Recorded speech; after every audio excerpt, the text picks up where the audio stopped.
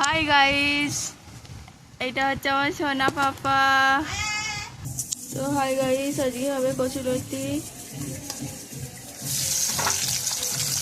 আজ তোমাদের সাথে কচুলতি রান্নার রেসিপিটা শেয়ার করছি। এখানে দিয়েছে পেঁয়াজ, টমেটো, কাঁচা লঙ্কা আর কালো জিরে। একটু এবার ভাজা ভাজা হোক, তারপর আবার দেখাচ্ছি।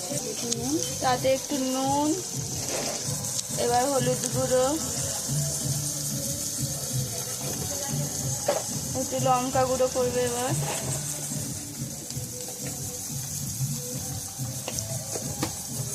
ব্যাস দেওয়া হয়ে গেছে।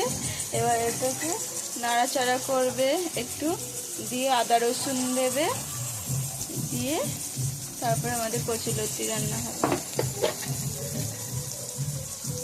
এই যে রসুন বাটা,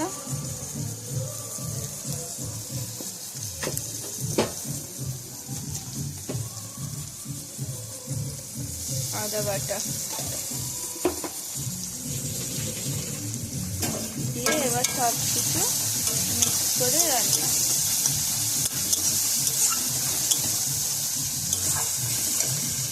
সিদ্ধ করে থাকা কচুলতি এবার দিয়ে দেবে। কচুলতিটা যখন সিদ্ধ করবে তখন হচ্ছে একটু তেঁতুল দিয়ে দেবে আর একটু নুন দিয়ে সিদ্ধ করে নেবে। এই যে কচুলতি এবার দিয়ে দিলে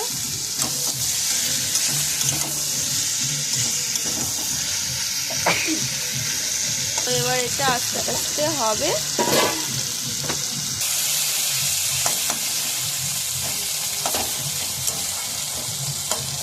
তো হাই গাইস, এবার কচুলতি হয়ে এসছে, আর একটু সিদ্ধ সিদ্ধ হবে, দিয়ে তুলে নেওয়া হবে।